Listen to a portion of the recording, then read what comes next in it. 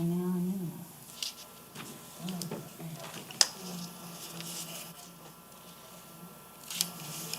All right, we good? Yes, sir. You can go ahead and do All right. My minutes. first item I'd like to bring up is the approval of the minutes from the last meeting. Everyone should have had a chance to review those. Are there any discussion on those? Or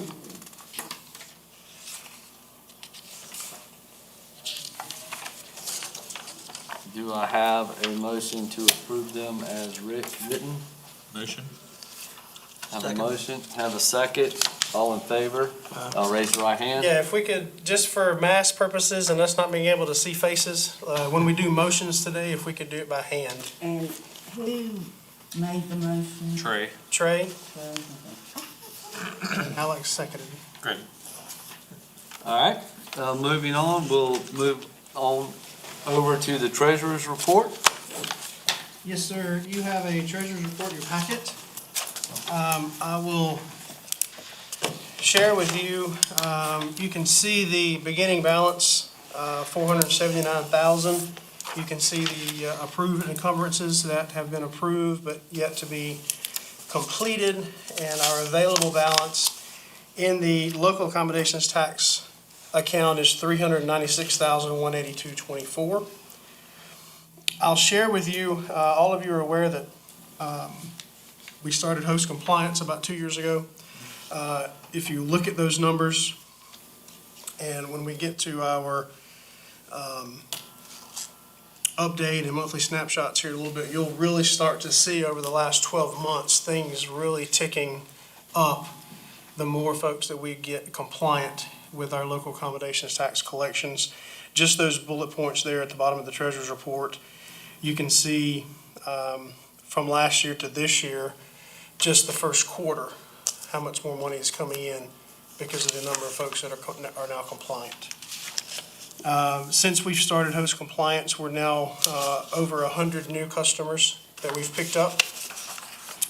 In addition, the vacation rental by owner, VRBO customers are all being paid by VRBO in one payment. So if you're a VRBO customer, that's done during the transaction, and VRBO itself sends us one check a month. If you're not a VRBO customer, you're still responsible for making sure that transaction is done. We're still working with Airbnb and a couple others to see if they would be willing to do that, but right now, it's an individual basis per lodging partner on those other properties. So that's kind of where we are right now. State aid tax, you can see at the bottom, we're in good shape there as well. I showed you the last 4 quarters plus the first quarter of this year so that you could see the amount of folks that you can see are getting back out into the lodging sector. The majority of these are in the short-term sector, short-term rental sector. That seems to be, hotels are picking up, but short-term rentals seem to be where a lot of the choices are being made, just from a comfortable standpoint. And so that's your treasurer's report. Are there any questions on that? Okay. Hearing no questions, we'll move on to the action items. Yes, sir. So we have 6 items today for consideration. The first one is our interns for summer 2021. This is a routine request that we do every November. We pull $5,000 per intern. We work with Clemson University or any other university that has someone local. If we have a local person that's going somewhere else that wants to do their intern, then we will consider them as well. But we do attend the career fair and the intern fair through Clemson PRTM, and we recruit those students heavily. We've done traditionally 1 per park. It's for $15,000 total. Last year, during the start of the pandemic, we did not allow their students to go out like normal, so we only got 1 last year, so we only used $5,000 of what we requested last year. And that money just stays in the account if we don't pull it and utilize it. So this first request is for $15,000. That's a 400-hour intern per student, and we use those. You can see on your on the slide. Sorry if we go to the next slide, I believe. You can see that there's 4 pieces that we utilize those interns for: programming, maintenance, operations, and marketing. So they get a piece of all that in our PRT department. So that's a request for your consideration. Okay. Did we, No, at the end. I'm sorry? At the end. okay. No, we're as we go through the action items, we will consider them and go ahead and vote on them. Okay. Yep. Did anyone have any questions or about the first action item? No? All right, so we need a motion. Yes, sir. Each one of these would need a motion and a second and a vote. I'll make a motion to approve. Second. All right, we have a motion and a second. All in favor, please raise your right hand. Motion carries. Very good, thank you. Item number 2 is Friendship Access. If you are familiar with Lake Hartwell and the Friendship Access area, Friendship Road that runs through Lake Hartwell, right now, there's a boat ramp and a day-use recreation area that is right across the street from each other. Friendship Road splits it. That property is currently operated by the Corps of Engineers, along with 2 area campgrounds, which is Conner Ross Campground and Oconee Point Campground. The Corps of Engineers contacted us this past year at the end of the season, and due to some federal cuts and things that they are looking at, they are having to make some tough decisions and try and lease out a few areas within their system to get back into budget. We currently have a lease with the Corps of Engineers that runs through 2024 that has 10 access areas on it that we manage and maintain. We have a park ranger that travels to those and maintains them. The request from the Corps of Engineers is that we, Oconee County, would consider adding the Friendship boat ramp and the Friendship day use area to our existing lease that would expire 2024. So the request is to supplement, add a supplemental lease to the existing lease through 2024, and then we would decide for the next 10 years what because we'll have a whole time frame where we go and visit and decide what we're going to do for the next 10 years with the Corps of Engineers. So this request, I'm actually presenting this to Council's committee on December the 1st, but we won't meet again until February. So what I'm asking of the committee today is if we are approved by council and council committee, we will have $5,000 available that will help us add that into our system. That will be seasonal staff as well as any kind of supplies that we need to maintain those restrooms, cut the grass, and have people available to do that. $5,000 is sufficient for us to do that for the rest of the year. We have on that property, there's a there is a 2-unit running vault type unit, but it's got water on it. And then on the day use side, there's a full restroom that's got a men's and women's side on it. So you're adding two restrooms as well as the upkeep of the property, trash pickup, grass cutting, those kind of things during the season. So this is a request for $5,000, and we would only pull that if council approves for that property to be added onto our lease. Does that make sense? Yes. Because I didn't want to wait till February and us take it over and then not have the money officially approved to do that. So if council has issues or we decide not to do that, this money would just not be pulled. With this, the 5,000, is that just for this year or is that for the rest of the That's for contract? this year. Once we get through this next 6 months, if they approve it, then when we do our next budget, we'll have a better idea of what that looks like. Okay. And then administratively, with the amount of money coming in through this account, there will be some things that we'll start pulling out of here on a regular basis to assist our operations, and that might be one of them. But this just gets us through the end of the year and allows us to kind of make sure we're on the right track. The end of the fiscal year, not calendar. Fiscal year, Right. through June 30th. Would there be emissions on those that the county? There is an Iron Ranger now at the boat ramp side. That will stay in place, and we would collect that and begin collecting it to supplement anything we need. There's not an iron, excuse me, there's not an iron wrench on the day use side. And that would just be a decision that we would make as we go through the process with council, if they want to do that. Any other questions? Please. I'll make a motion to approve. A second. Motion and a second. All in favor, say, raise your right hand. Motion carries. Very good, thank you. Next item. Next item is kind of vague, just labeled seasonal staff. We have decided this year to keep Charles County Park open through the winter. This is the first year that we're doing that.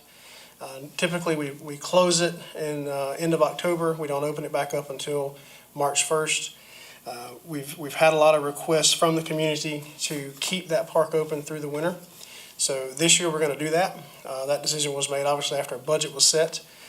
In addition to that, we've had some unexpected challenges with our personnel, with some medical leave and things that have hampered us a little bit. So this is a request, one, to allow money to utilize to keep the park open through the winter with seasonal staff, because it's open 7 days a week.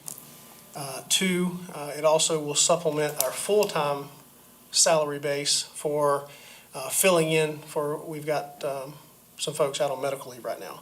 So it's kind of two-part to allow us to do that. So this is up to $40,000. We did it on the high side, not knowing exactly how long those folks might be out, that we would need to supplement their salaries.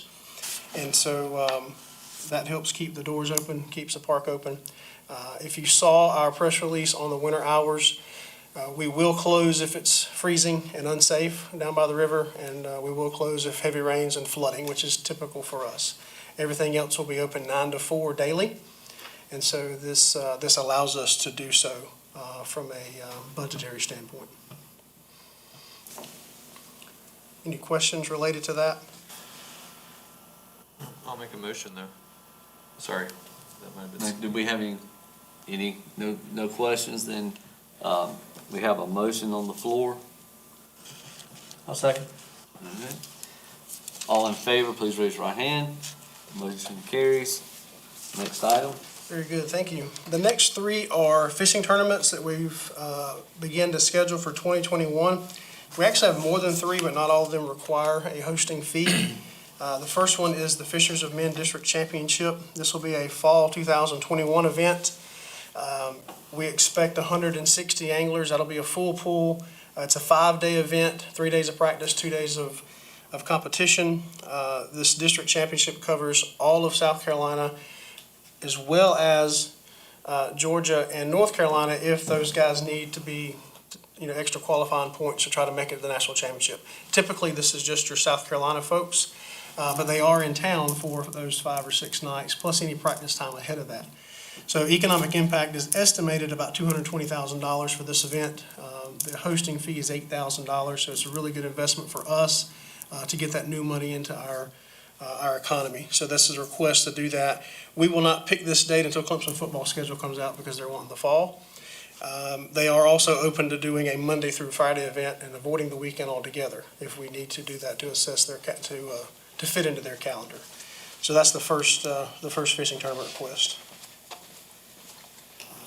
Any questions? I'll make a motion to approve. Have a motion. I'll second. Have a second. All in favor, raise your right hand. Motion carries. Thank you. Item 5 is the BFL Bass Fishing League. We do this every February. You can see on the screen.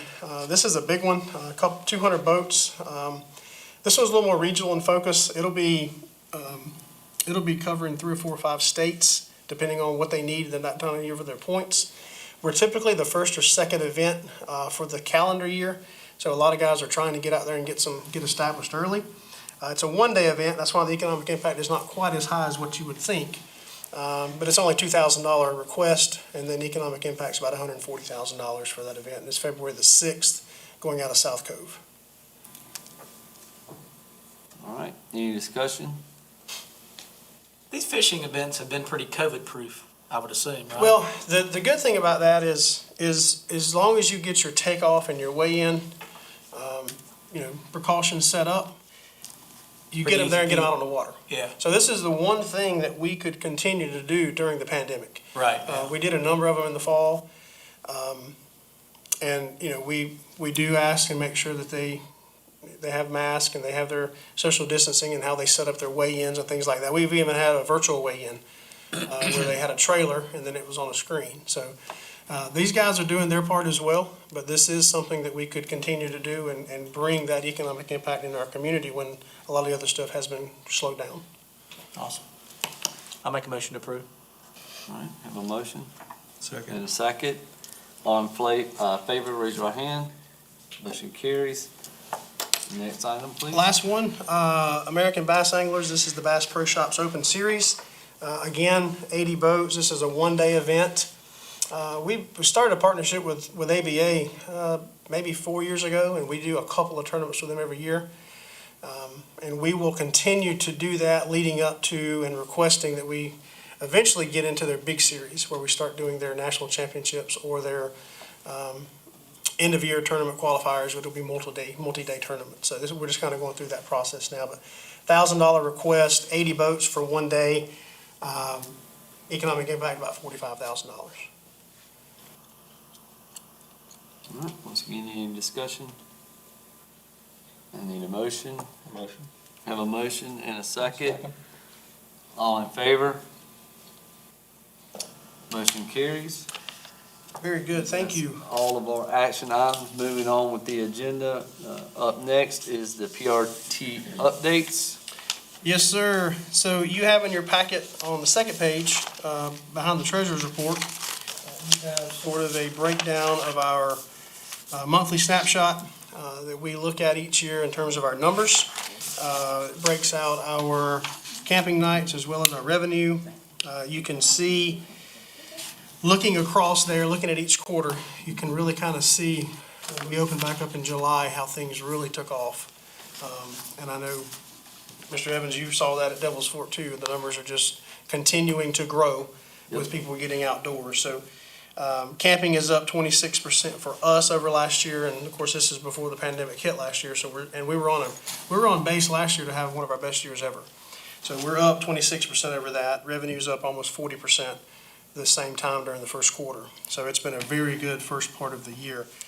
The second piece of that update, if you look on the second page, that's your local accommodations tax spreadsheet and your state accommodations tax spreadsheet. It kind of shows you the details behind what was on the treasurer's report earlier.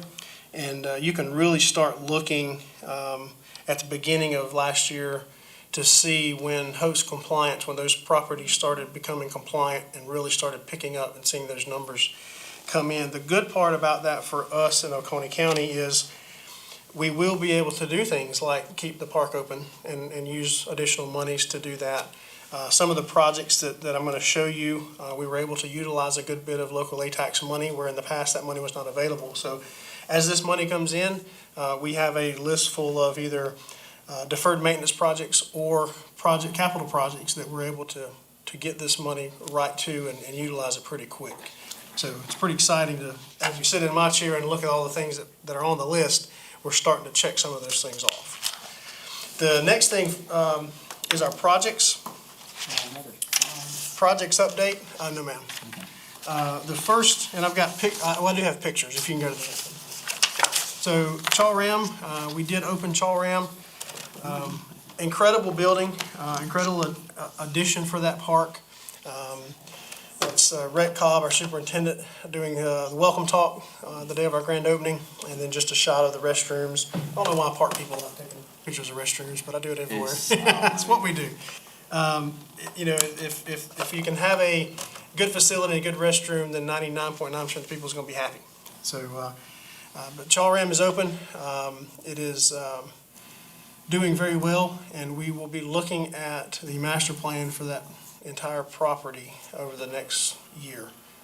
I'd like to say earlier than that, but I can see all the other projects piling up. So probably over the next year, we're going to be looking at that entire 500-acre property for a new master plan for the future. So we're super excited about that.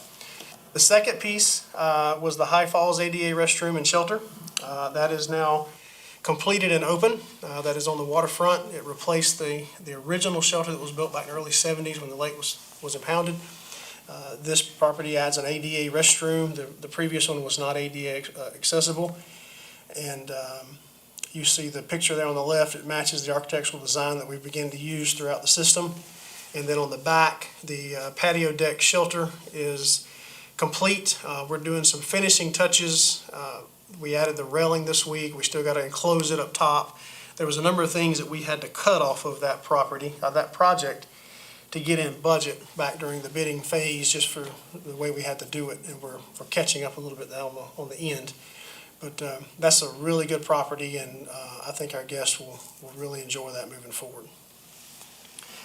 The next one, Seneca Creek, you've got a big printout, 11 by 17 in your packet of this. This project I'm also presenting to Council Committee on December the 1st. This is the layout that will be presented. We have, because of a grant we got through the PCB Settlement Fund and the capital project millage that County Council has set up the last 2 years that we've been saving, we believe we are ready to present Phase 1 for this property, for Seneca Creek. If you're not familiar with this location, it's right below the airport where the old Y property used to be. It's about a 4-acre property. Right now, it's pretty rough. It gets a lot of vandalism. It's very closed-ended. You can't see back in there because of all the trees, and we have some issues because it's an unmanned location. This opens up everything from Seneca Creek Road. It will, in the end, have 49 boat parking spots, as well as the single spots you see on the right with support facilities that will be a fishing pier, a kayak launch, a picnic space, a restroom, and a bank fishing opportunity next to the bridge. Phase 1 is going to cost us right at $1.3 million. We haven't bid that out yet. We have that money available, so when we present this to council, we'll present it with funding ready to go. And it will encompass all the grading, all the erosion control that you would need for the project, for the site. We will pave the actual road coming in all the way down to the boat ramp, of course, complete the ramps. But the parking area will be gravel to start with. And then Phase 2, which will cost us about $750,000, is going to be the paving of the parking lot, the additional restroom, and the kayak launch and fishing pier, and the picnic support facility. So all that'll be Phase 2, and how quick we can get to that will really determine how much we can use of the local accommodations tax that's beginning to climb, and then next year's capital project money based on some of the things we've got on our list now. So I don't anticipate there being a big delay between Phase 1 and Phase 2, maybe a year or two, and then we'll be able to knock it out and get it completely done. We are wanting to look at the opportunities to bond over a little bit of time, but that's not my decision. That's just something that we're throwing out during our process of presentation to our committees. So I'm super excited about this. Our first meeting about this facility was 2008. So it's been a long road to get to this point, and knowing in 2 weeks that we're going to present it to kind of get kick-started is pretty exciting. So that's just an update for you. You can see on the drawing, I don't think it's on the drawing, it's in front of you, but on the screen, you can see just to the right of the boat ramp, the existing boat ramp in the shadows. We are actually moving the ramp to a better location so that it is more usable as drought conditions occur, which is pretty prone for Hartwell. So we're going from being able to use it at about 653, 654 down to about 650. So we'll get an additional 5 or 6 feet of ramp use. And that's a lot of time when you look at where that water sits between those levels over the course of time. So that's an update on that particular project. The next one I have for you is just because of the uptick of camping. This is an infrastructure demand. We are so busy in the campground that our infrastructure is beginning to suffer a little bit. We don't have enough, everything's on septic tanks. And so we begin, especially during the peak season, to really see a stress on our infrastructure. And on Sunday mornings, when all those folks are checking out at the same time to go home, it is a line like you've never seen of campers and RVs waiting on the dump station. So one of the things that we've wanted to do is add a second dump station. This will do that. We've got the space there. We've actually got this out for engineering now. This is the first call back for engineering. Once we get our few questions answered that we've sent back, then we'll be ready to bid this project out. And it utilizes just a triangle land in the front. It looks like a big piece because today's DHEC standards require a lot of fill line based on what it was back in, when we were originally built. So you've got a pull-in spot. This will give us 2 dump stations versus 1, and I think it'll really speed up our checkout process. Where's the existing? Right across the street. So if you look at the white, look at right across the street, there's a little jet out. That is the existing, I don't have a pointer. I think I see what you're talking about. I can show you right here.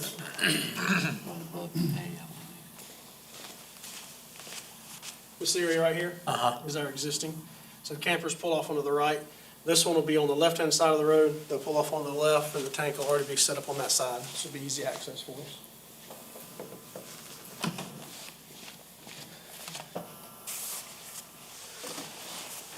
What was my next slide? Upcoming. So that's our project updates in terms of our big capital projects we got going on. Smaller capital projects I'm working on. We're trying this winter to replace our courtesy docks at both South Cove and High Falls. They are small, they're very well utilized, but they're old. And so we are in conversation with Duke Energy right now, and we'll be presenting to County Council, hopefully to use some of this excess accommodations tax money that's coming in to be able to replace those by the peak season next year. So super excited about that. We also are looking to move, if you're familiar with High Falls Park, the existing fishing pier that's there is kind of right in the way of the boat ramp. And so when people take off from the boat ramp, it's pretty hectic getting around that pier. So we're actually wanting to take that pier down and move the fishing pier back into the cove where it's a little calmer. And we've got some attractors that we've already begun to put into place back there. And it'll be a floating fishing pier versus a built fishing pier that we'll be able to utilize and move around a little bit. So those are some smaller things that we're working on this winter.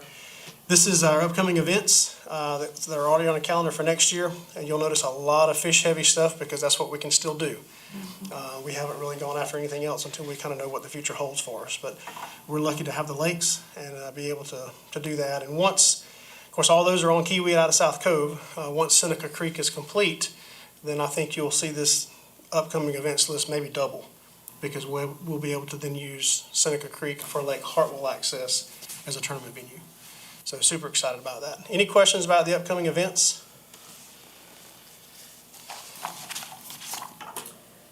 Your 2021 meeting dates, we went ahead and set those so that you would be able to get them on your calendars. You have a sheet in your packet as well that Mandy has put together for you.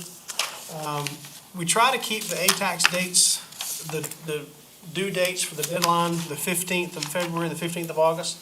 The way the calendar falls next year, it'll be the 12th of February and the 16th of August.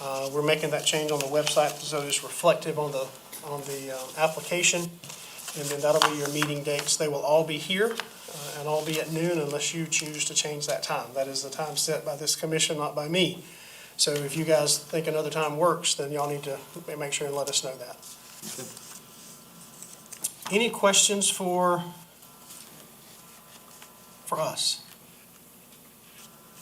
Just Yep. looking at some of the plans and knowing where the world is going a little bit in this area, have you reviewed any of the kayak launch assist options, specifically the double handrails or double rail systems that you So can on use? the, and I have the detail for Seneca Creek, I just didn't include it in your packet. So the detail for this one is the double rail, Okay. with rollers in it, that you can use kayak or canoe to be able to roll off of that location. Or John boat?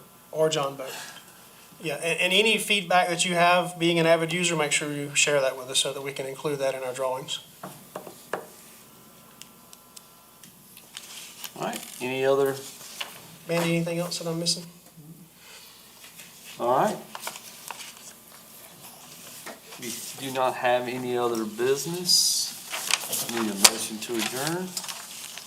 And I would need a motion and a second to do that. Right. So We Greg, have a. I'll make a motion to adjourn, or second, whichever's needed. Motion and a second, all in favor, raise your right hand. Motion carries, we are adjourned, see you guys next time. Have a happy Thanksgiving. You guys too. happy Thanksgiving.